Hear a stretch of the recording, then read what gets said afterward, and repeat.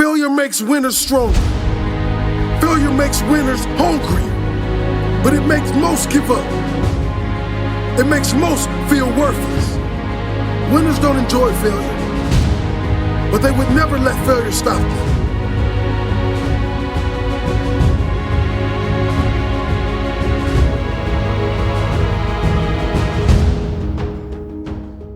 Failure makes winners stronger. Failure makes winners hungrier, but it makes most give up. It makes most feel worthless. Winners don't enjoy failure, but they would never let failure stop them. Next time you encounter failure, you got to remember every great thing on this planet is here because the Creator learned what did work, but learned more from what did not work. When we are kids, we don't stop at failure. When we first learn to ride a bike, it's failure after failure. We get knocked down time after time, but we get up and push forward until we achieve our goal of riding the bike. But then we get old and most of us get weak. We are too soft to get back on the bike. We come up with excuses. It must not be for me. No, you just soft. No, you just lazy. Tell yourself the truth. Get back on the bike. Learn why you failed and make sure you don't fall again. Make sure you are stronger for having the lesson. Failure is a massive part of being able to be successful. You have to get comfortable with failure. You have to actually seek failure. Failure is where all of the lessons are. You know, when you go to the gym and you work out, you're actually seeking failure. You want to take your muscles to the point where you get to failure because that's where the adaptation is. That's where growth is. Successful people fail a lot. They fail a whole lot more than they succeed. They extract the lessons from the failure and they use that, the energy, and they use the wisdom to come around to the next phase of success. Gotta take a shot. You have to live at the edge of your capabilities. You gotta live where you're almost certain you're gonna fail. The reason for practice. Practice is controlled failure. You're getting to your limit, getting to your limit, getting to your limit. You can't lift that. You can't do that. Until you get to the point that all of a sudden your body makes the adjustment and then you can do it. Failure actually helps you to recognize the areas where you need to evolve. So fail early, fail often, fail forward. A lot of fail. I failed for funny things that I failed a key primary school test for 2 times. And I failed 3 times for the middle school. You know, for 3 years I tried to fail in the universities. So I applied jobs for 30 times, got rejected. I went for a police, they said, no, you're not good. I went to even the KFC. When KFC came to China, come to my city, 24 people went for the job. 23 people were accepted. I was the only one guy. And we went for police. 5 people, 4 of them accepted. I was the only guy that I received it. So to me, being turned down, rejected. Oh, by the way, I told you that I applied for Harvard for 10 times, rejected. You know, it's always a little bit frustrating to me when people have a negative relationship with failure. Fail early, fail often, fail forward. You're here right now at this moment because tomorrow you want to be somebody greater than the person you are today. You see yourself succeeding, you have a vision, you have a dream. Congratulations. You're already 10 steps ahead of 95% of the world. Imagine if Michael Jordan was scared of missing. He would have never taken a shot. Imagine if Steve Jobs was afraid of people not liking his product. There would be no iPhone. So ask yourself this: do you want to be a person who fears failure, or do you want to be a person who loves success? Which one? you're gonna have to pick today. And I'll tell you one thing. One is a failure and one is a success. And if you love success, there is nothing that can stop you. All those negative things people say will mean nothing. They're gonna talk about how only 1% make it to the top. Big deal. Wanna know something else? Only 1% stick with that fitness program long enough to see results. Only 1% of nerds stick with that video game long enough to get good at it. Only 1% of relationships stick it out to the end. That doesn't mean you have a 1% chance. It just means you can't behave like the 99%. You'll have to do something better than giving up a month from now. Those are just numbers. You want to talk about numbers? Take a look around you and take a good look around you. Are you like 99% of the people around you? If you are, then you're in the wrong video, my friend. You have to love success just as much because that's what's gonna allow you to get up and go for it. Being scared to fail won't do anything. In fact, when you love success and you start going for it, guess what happens? You're gonna fail. You're gonna fail 10 times, 100 times, maybe even 1,000 times. But that's okay. Failure isn't permanent. Falling isn't permanent. You get right back up and keep going. And this time, you're gonna be stronger, wiser, and you'll be more driven than ever. And for every 10 failures, you'll land one success. You have to love success so much that you're willing to fail 10 times before you can succeed once. That's how a winner does it. I want to explain the biggest myth that most people think leads them to success. And here's the myth. You might believe if you're scared to fail, you won't fail. Lies. Biggest myth ever. And I believed it.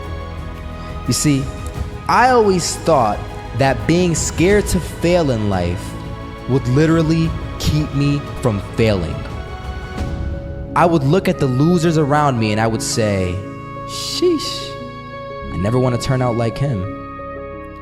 I really believed this train of thought would help me succeed. Until one day, I was walking down the street and I saw an old man.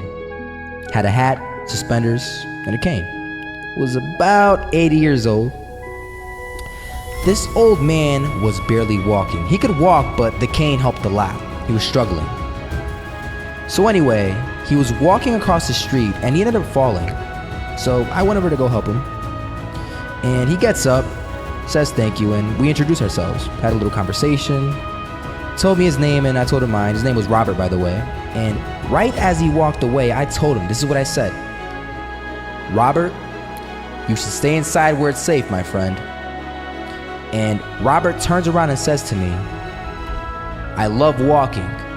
And I love walking way more than I'm afraid of falling. So I asked him, well, what about your safety? Don't you want to live? And he told me this. These are the exact words he said. He said this. Solo, living means doing what you love to do. And if I had to fall here and there to do what I want to do in life, then so be it.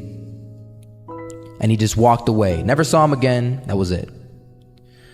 But that statement really had me thinking, and it had me thinking hard because I learned something that day.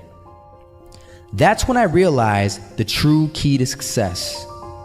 You see, I always thought if I could just fear the act of failing, and if I fear it like crazy, I will succeed. Because I thought the fear would magically motivate me to get out there and start taking action. But after that day, I realized something.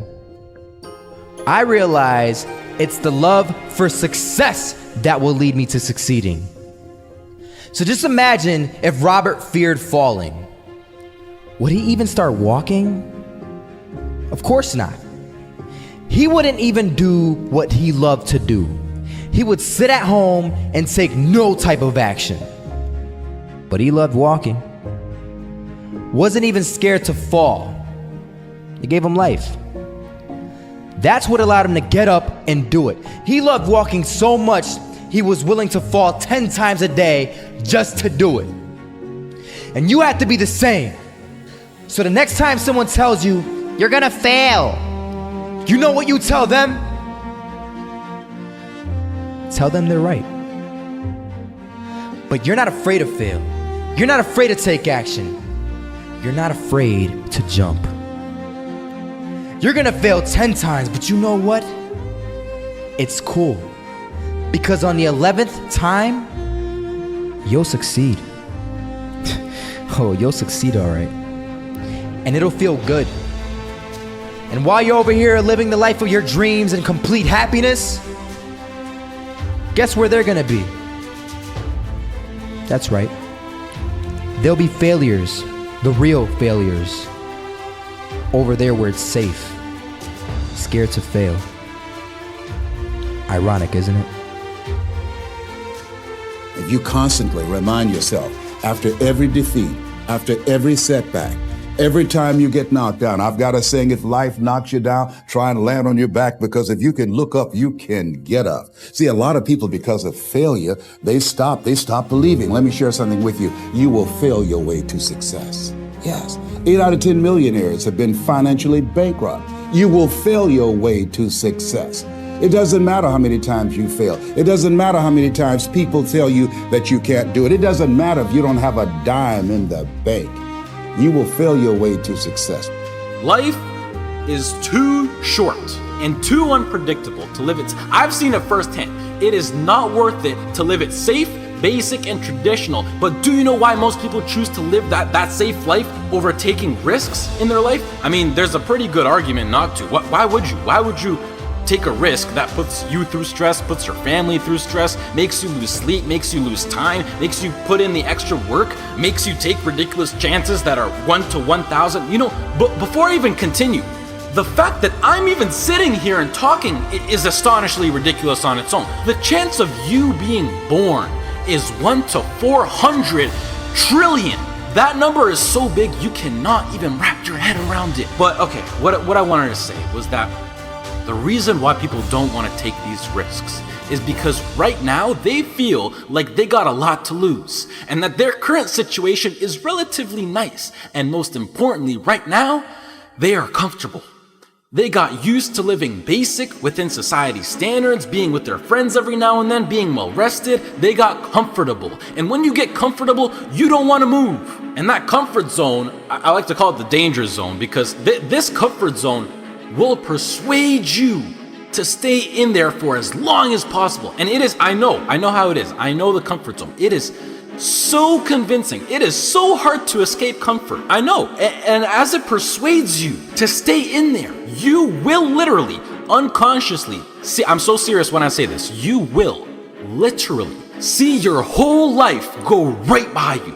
And the main reason that I'm serious about this now is because I am pissed off for greatness. I want to move mountains. And like Ray Lewis once said, if you're not pissed off for greatness, then you're okay with being mediocre. And I am definitely not okay with being average. And I don't think anyone should be. But anyways, to address why I'm even talking about any of this at all in the first place is because I recently got an offer to move out to Los Angeles, California to live with 2 other entrepreneurs as a content creator and media influencer. And it makes me sad because it's opened up my eyes to see what I truly have in store for me, what's waiting for me out there in the future. And it's just a tiny glimpse of what I'm capable of achieving within my short life. However, I doubt that I could get the right legal paperwork done in order to move to the US to work for a job such as YouTube, which is really not in control of the government. And the last thing that I want to do is to go to the US to work in a legal job as an illegal immigrant. So as of this moment, I feel like I have to pass up yet another opportunity. And it makes me feel like I just keep letting my dreams slip from my hands once more. And now that I've seen the reality of what is possible, this house in LA next to the beach on California with a huge city, great weather, and working a job that I would absolutely love and live for with people who share the exact same dream and vision, it has me thinking like, Hell yeah, I would gladly die chasing this dream relentlessly than never chase it at all and play it safe and being trapped within my own mind of thinking about what my life could have been. I hope to do more videos like this where I speak because they're really like a therapy for me, and it helps me get my mind off things, and hopefully some people can be influenced by what I'm actually saying. I would also like to say that I think education is extremely important and plays a crucial role into bringing success into your life, and that knowledge is power. The best thing in life is to always have a backup plan and take into consideration what if something goes wrong. And it's something that every role model that I look up to tries to enforce, but I feel like education will always be here for me to come back to, whether I'm 20, 25, 40, or whatever. And I think that I have an amazing idea, vision, passion, and drive now in my peak, and that I'm able to capitalize on, which makes me feel like I'm throwing it away if I don't pursue it. And the biggest response that I've been getting recently is, Marco, what if it fails? Which, I mean, yeah, like, what if it fails? But that's the whole point of taking a chance with things like startup companies or entrepreneurship.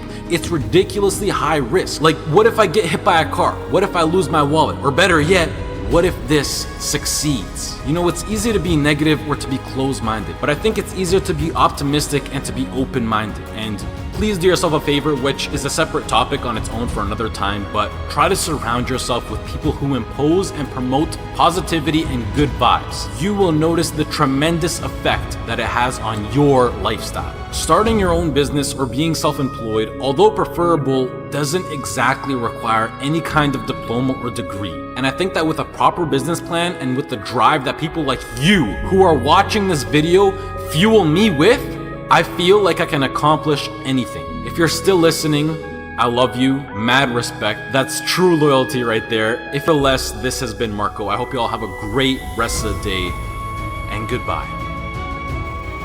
See, a lot of people, because they don't want to make any mistakes, it takes us to the next level. A lot of people don't want to fail.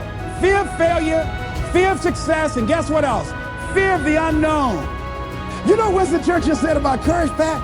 He said, courage is the ability to go from failure to failure without losing enthusiasm. So you want to courageously hold on to your dream and not lose enthusiasm. A guy in Los Angeles, all over the front page of the newspaper, he just passed the bar after taking it 48 times. He had more than enough reason and excuses not to take it. His son has a law firm. He could have been a legal assistant, a clerk, and people all of a sudden used to laugh at this guy. He was a laughing stock. People will do that to you. You know, people talk about John Kennedy Jr. failing the bar. Did you read in the newspaper that he passed? I didn't see that, but did they make a bigger deal about him passing as they did when he failed? No, you know why? People like to see you fail. They like to see that. People are like that. I don't know why it's set up like that. I was on the expressway. Traffic was jammed up. You know what was happening? It was an accident. But people pull over to the side to get out of their car to go look, to see somebody else's suffering. That's why talk shows are so popular. So people like to hear other people's misery, get it caught up in that. Then they go magnify it in their own lives because that's all they focus on. Who decided it doesn't matter how many times I fail. I'm going to courageously pursue it. I don't care what people say. I don't care what they think. This is something that I want that gives my life meaning and value. One of the things you got to understand, my friend, is that you're supposed to fail.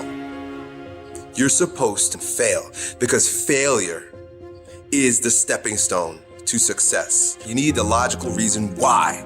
Because failure is an experience that lends to wisdom that ultimately makes you a stronger version of yourself. Maybe you got a test anxiety. I don't know. But the worst thing you can do is quit. Talk to your professor. I'm not 100% sure, but I know that you cannot quit. Just because you failed doesn't make you a failure.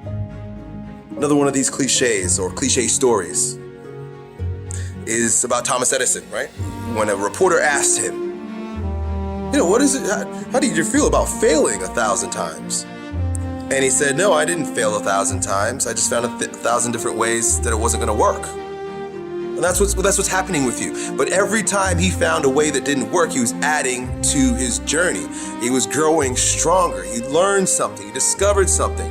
You are discovering something about yourself, and you're exercising your character every time you get up and try something, move in the direction of something, even if you don't get the thing. It's not about the thing. It's not about making the basketball team. It's not about making $1 million, and it's not about the light bulb. It's about what you learn along the way, who you become along the way, and you're on the journey. And guess what? The journey's hard. The journey is riddled with failure, and that's why most people don't do it. Most people aren't willing to get on that journey because they're afraid to fail. You, my friend, have failed. Congratulations. It's the greatest thing that ever happened to you because it shows that you're alive, it shows that you did something, and it shows that you're growing stronger. Now go and fail again, bro. I hope you guys that watch these videos, I hope you go and fail 1,000 times. Keep going out there and failing. You know what that means? Every time you fail, it means to me, it tells me that you're doing something. You know, a lot of people come up to me and they ask me, Marco, what is it that motivates you most? And to answer their question, I reply back with a question. I say, what if I told you that you had 1 week left to live?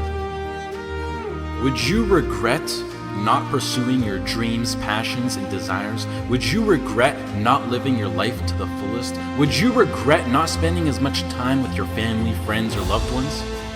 You know, Steve Jobs said in a speech one time that he used to wake up every morning, look in the mirror, and ask himself questions like this. And he said that if the answer was yes for too many days in a row, then he knew that he had to change something. And that should go for all of us. If you're living a life that you would not be okay with losing because you weren't able to do things you wanted to do, then now you know that you need to change something.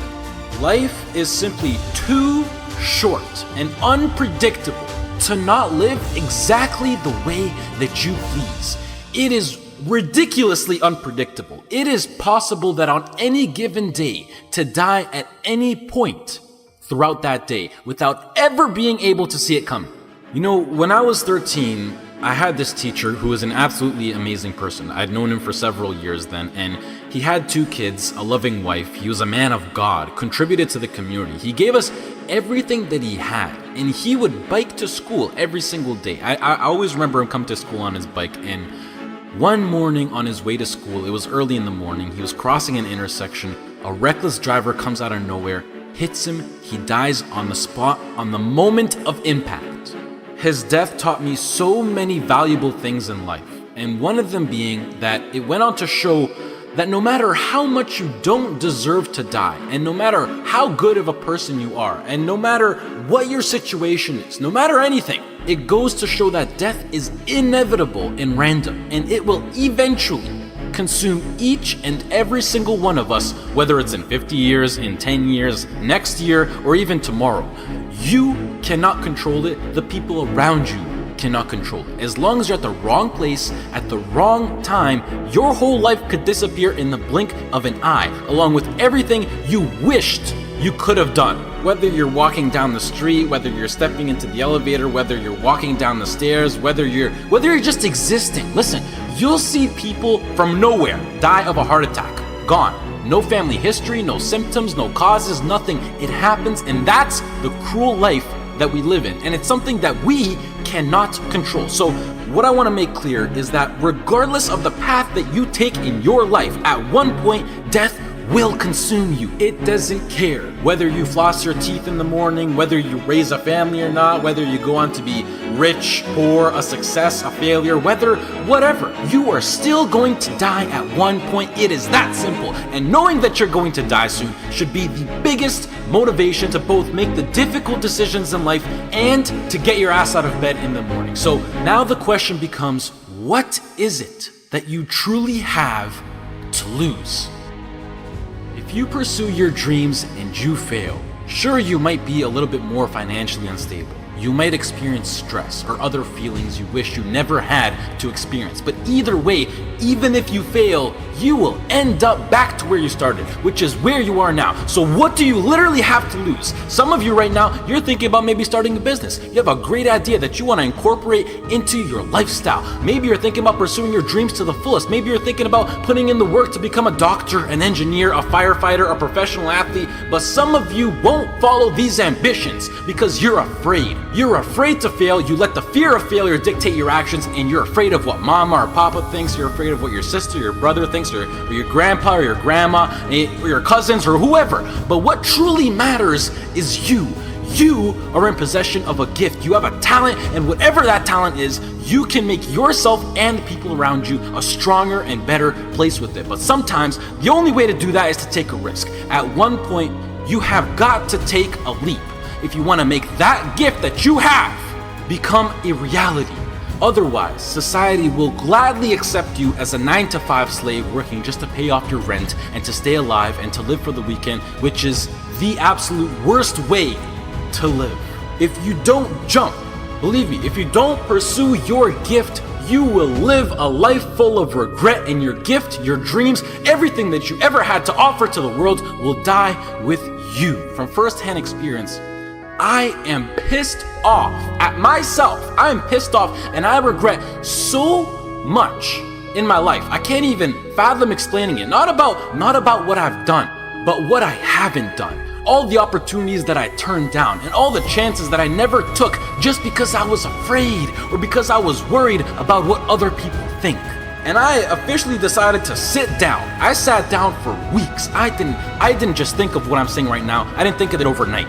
This is months. This is months of thinking, and I just sat down and I just wrote. And after comparing the randomness of death versus the chance of you failing while relentlessly pursuing your dreams versus the chance of you living a terrible life because you failed at pursuing your dreams versus just calling it a day right now and living a traditional Western world lifestyle versus everything you can think of versus absolutely everything. And I can gladly say that right now, as of this moment right here, I would rather live each day as if it were my last and take every risk possible in these sacred moments that I have on earth now to make myself as successful and happy as possible than to be sitting in my deathbed when I'm 90 years old regretting not taking a chance and thinking about what my life could have been if I just jumped when I was 18 or when I was 15 or when I was 22, because tomorrow is not a promise. I would rather die trying to live my dreams than to live a longer life filled with regret.